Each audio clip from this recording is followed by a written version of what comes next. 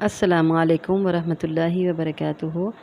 آپ سب سننے اور دیکھنے والوں کے لیے میری اللہ تعالیٰ سے دعا ہے کہ اللہ تعالیٰ آپ سب کو صحت تندرستی والی، ایمان والی اور اسلام والی لمبی زندگی عطا فرمائے، اور قرآن پاک کو ہم سب کی آنکھوں کی ٹھنڈک اور دل کی بہار بنا دے۔ تو الحمدللہ ثم الحمدللہ ہم پڑھ رہے تھے پارہ پہلا سورہ بقرہ آیت نمبر 4 اور 5 پڑھیں گے انشاءاللہ آج،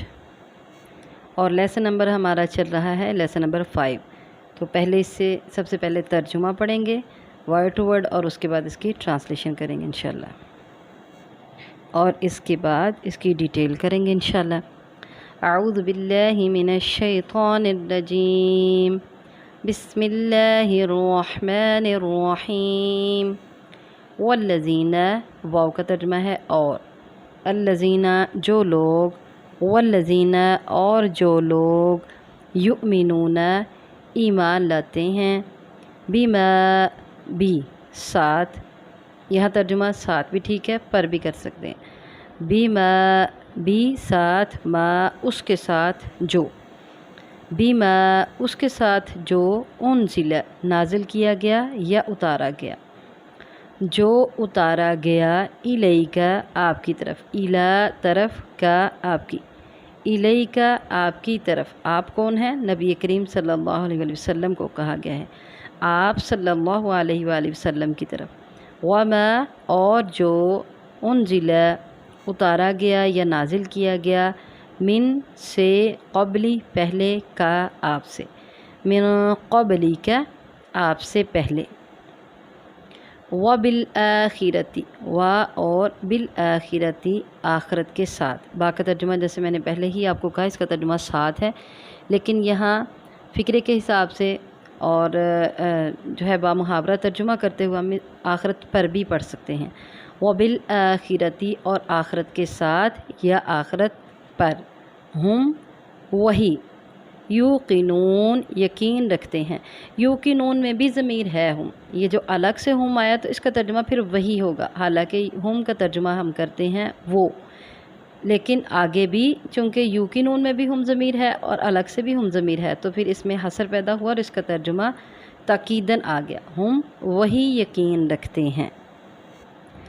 آیت نمبر 5 دیکھیں، اولئک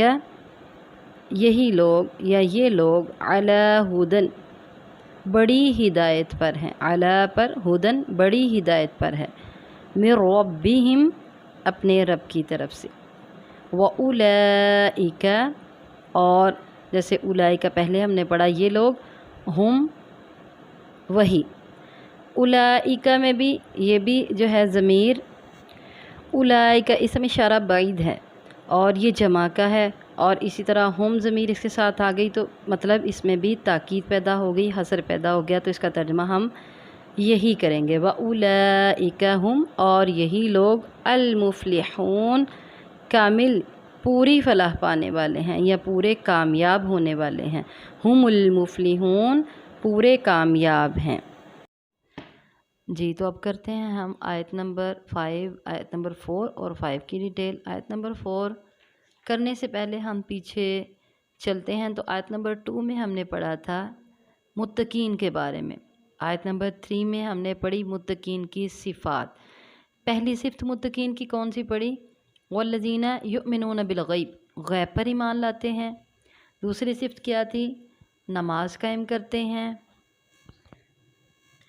اور تیسری صفت ہے متقین کی کہ اللہ تعالیٰ کی دی ہوئی نعمتوں میں سے اللہ کے راستے میں خرچ کرتے ہیں۔ اب آیت نمبر 4 میں ہم باقی صفات، 2 صفات پڑھیں گے متقین کی، اور پھر متقین کی جو صفات ہیں، جن مسلمانوں کے اندر یہ صفات ہوں گی وہ متقین ہوں گے، اور ان کے لیے کیا خوشخبری ہے، ان کو کون سا اچھا بدلہ ملنے والا ہے ان صفات کو اپنے اندر پیدا کرنے کا، اور کون سے ان کے لیے بشارتیں ہیں، اس کے بارے میں پڑھیں گے انشاءاللہ۔ تو آیت نمبر 4 میں چوتھی صفت ہے والذین یؤمنون بما انزل الیک، اور وہ لوگ ایمان لاتے ہیں اس چیز کے ساتھ جو نازل کیا گیا آپ پر۔ کیا نازل کیا گیا آپ صلی اللہ علیہ وسلم پر؟ یہ کا ضمیر جو ہے یہ نبی کریم صلی اللہ علیہ وسلم کے لیے ہے، جو اتارا گیا آپ صلی اللہ علیہ وآلہ وسلم کی طرف، جو اتارا گیا آپ صلی اللہ علیہ وآلہ وسلم سے پہلے۔ قرآن پاک میں اللہ تعالیٰ ارشاد فرماتے ہیں سورہ نساء میں وَأَنزَلَ اللَّهُ عَلَيْكَ الْكِتَابَ وَالْحِكْمَةَ، اللہ نے آپ کی طرف نازل کی کتاب اور حکمت۔ حکمت سے مراد حدیث، سنت اور عقل مندی، دانائی، وہ بھی اس حکمت کے معنی میں آئے گا۔ تو حکمت سے مراد ہے حدیث اور سنت۔ تو نبی کریم صلی اللہ علیہ وسلم پر جو نازل کیا گیا وہ کیا ہے؟ کتاب، قرآن پاک۔ نبی کریم صلی اللہ علیہ وسلم کی طرف یہ قرآن پاک اور حدیث اور سنت کس طرح سے اتاری گئی؟ وحی کے ذریعے۔ ہمارا یہ عقیدہ ہے۔ تو پتہ چلا کہ انبیاء پر کتابیں جو نازل ہوئیں وہ سب وحی کے ذریعے نازل ہوئیں۔ انبیاء پر جو کتابیں نازل ہوئیں اور جو نبی کریم صلی اللہ علیہ وسلم پر کتاب نازل ہوئی قرآن پاک اور سنت اور حدیث، وہ سب وحی الہی کے ذریعے سے ہی نازل ہوئیں۔ تو ہمارا یہ عقیدہ ہونا چاہیے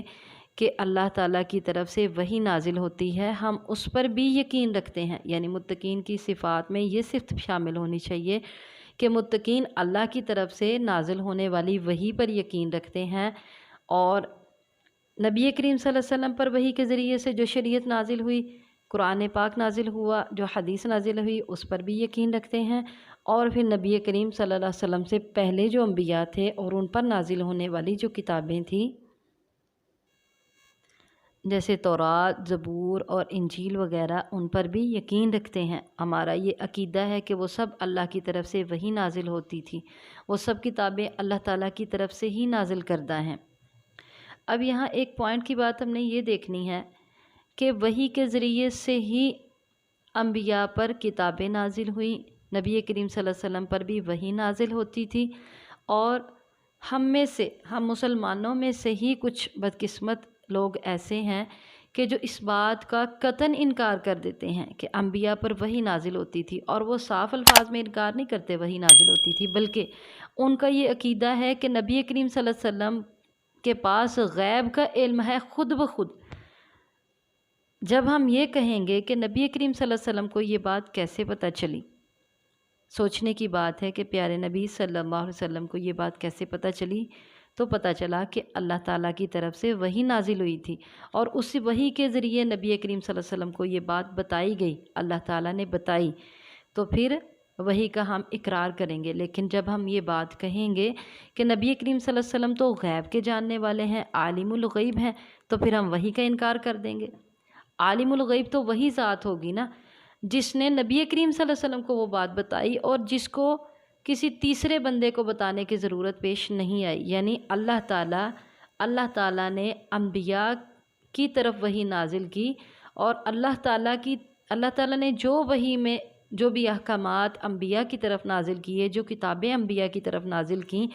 وہ ساری باتیں، وہ سارے احکامات اللہ تعالیٰ کو کسی اور بندے کو بتانے کی ضرورت پیش نہیں آئی۔ یعنی کسی بھی ذات نے وہ ساری باتیں، وہ سارے احکامات اللہ تعالیٰ کو نہیں بتائے، اللہ تعالیٰ خود سے ہی جانتے تھے۔ تو اس کا یہ مطلب ہے کہ اللہ تعالیٰ خود سے ہی عالم الغیب ہے، اور عالم الغیب اصل میں ہے بھی وہی کہ جو خود سے ہر بات کو جانتا ہے، غیب کی ہر بات کو خود سے جانتا ہے، اس کو کوئی اور نہیں بتائے گا، بلکہ اس کو خود ہی ہر بات کا پتہ ہوگا۔ لیکن انبیاء کو اللہ کی طرف سے وحی نازل ہوتی تھی، اور ہمارا یہ یقین ہے، ہمارا یہ عقیدہ ہے کہ نبی کریم صلی اللہ علیہ وسلم کی طرف بھی اور پہلے انبیاء کی طرف بھی وحی نازل ہوتی تھی، اور اللہ تعالیٰ وہ وحی نازل کرتے تھے، لیکن اللہ تعالیٰ کو ان ساری باتوں کا خود ہی سے پتہ تھا۔ جب ہم اس بات کا اقرار کر لیں گے تو پھر ہمیں اس بات کا انکار خود بخود سے ہو جائے گا ہماری طرف سے کہ انبیاء عالم الغیب ہیں، کیونکہ ہم اس بات کا اقرار کر رہے ہیں کہ ان کو یہ بات اللہ نے بتائی جو عالم الغیب ہے۔ تو یہ عقیدہ رکھیں، اللہ تعالیٰ ہم سب کو اس بات کی توفیق دے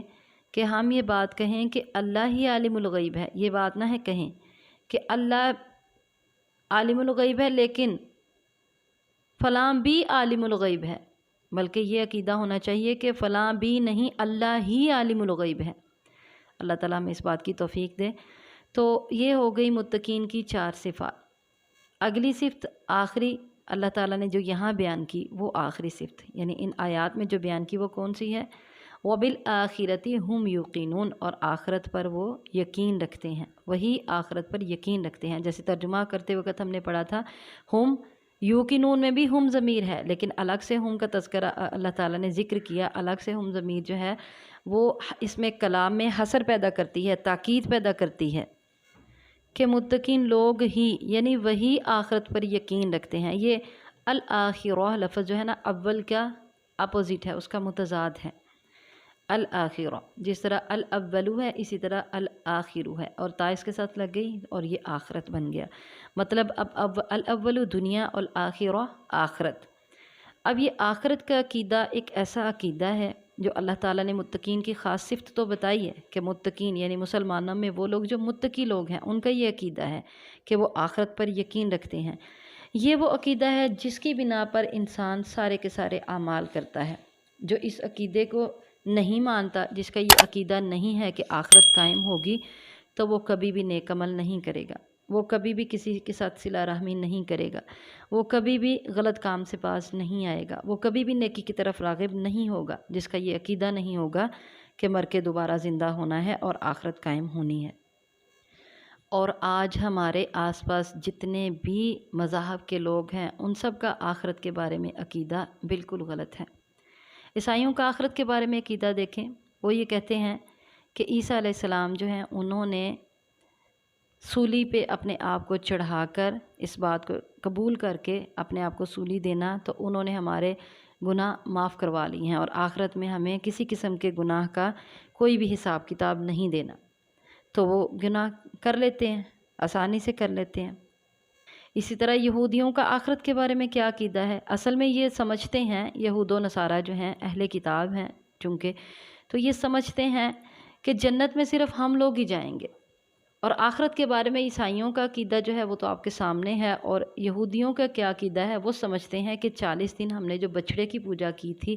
یا گنتی کے چند دن ہم صرف جہنم میں رہیں گے، اور پھر اس کے بعد جو ہے نا ہم جنت میں رہیں گے، اور جنت ہے ہی ہمارے لیے، ہم صرف جنت میں ہم لوگ ہی رہیں گے۔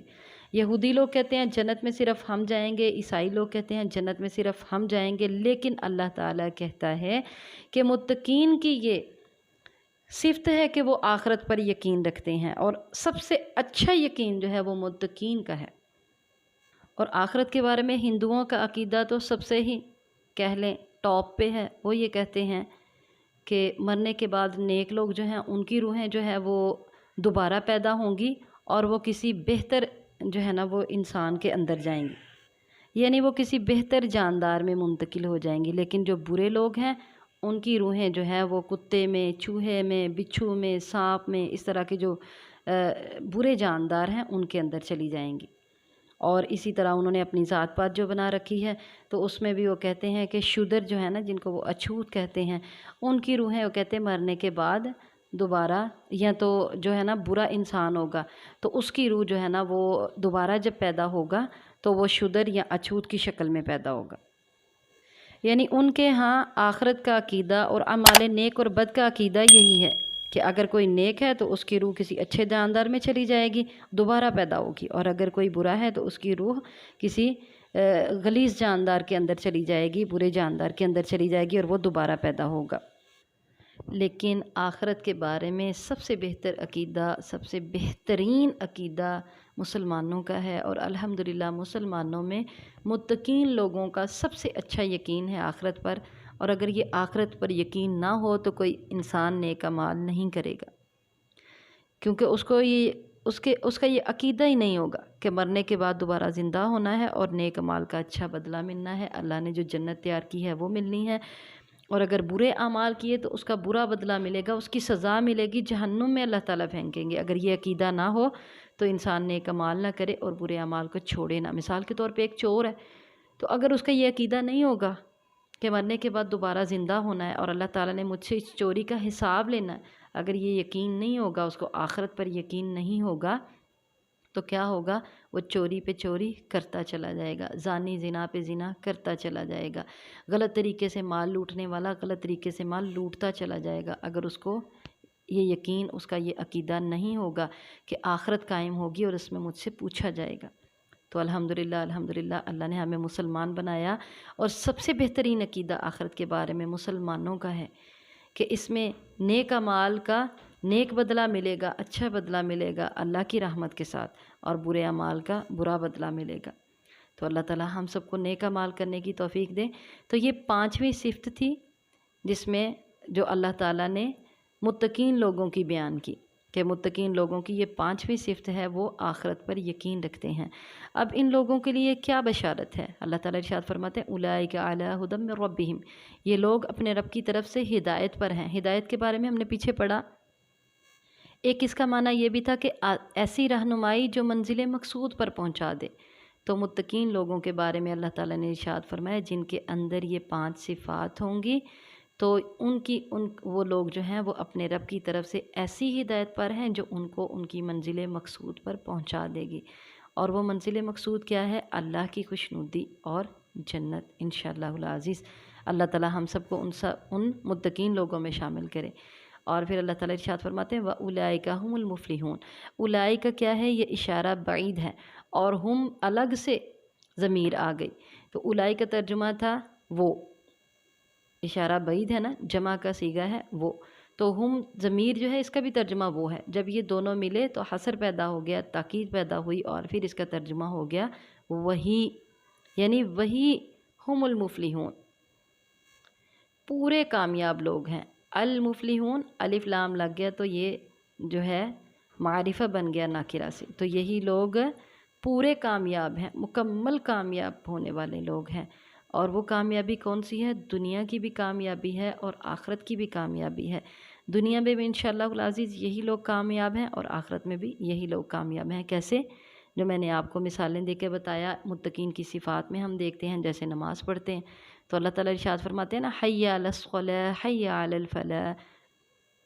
یہ الفاظ چونکہ مؤذن ادا کرتا ہے لیکن یہ اللہ کی طرف سے ہیں، تو جب مؤذن ادا کر رہا ہوتا ہے حی علی الصلاۃ حی علی الفلاح، تو وہ اللہ کی طرف ہی پکار رہا ہوتا ہے کہ اللہ کہہ رہے ہیں آ جاؤ، بلائی کی طرف آ جاؤ، آ جاؤ، حی علی الفلاح، فلاح کی طرف آ جاؤ۔ تو متقین کی یہ صفت ہوتی ہے کہ وہ نماز قائم کرتے ہیں، جب مؤذن کہتا ہے کہ تمہارا رب تمہیں بلا رہا ہے آؤ بھلائی کی طرف، تو وہ بھاگے بھاگے جاتے ہیں، فلاح کی طرف بھاگے بھاگے جاتے ہیں۔ اور اسی لیے اللہ تعالیٰ ارشاد فرماتے ہیں وَأُولَئِكَ هُمُ الْمُفْلِحُونَ، اور یہی لوگ پورے کامیاب ہیں۔ دنیا میں بھی ان کو کامیابی ملتی ہے، ظاہری طور پہ یہ نظر آتا ہے نماز پڑھنے والا اپنی دکان بند کر کے جا رہا ہے، لیکن اور اتنے ٹائم میں کیا ہے اس کے گاہک نہ واپس مڑ جائیں، لیکن اس کے اللہ تعالیٰ رزق میں سب سے زیادہ برکت دیتا ہے، اور اس کے گاہک چاہے مڑ کے بھی چلے جائیں لیکن اس کی روزی اور رزق میں دنیا میں بھی برکت اور آخرت میں بھی اس کے لیے فلاح ہی فلاح، کامیابی ہی کامیابی، اللہ کی رضامندی اور جنت ہوگی انشاءاللہ۔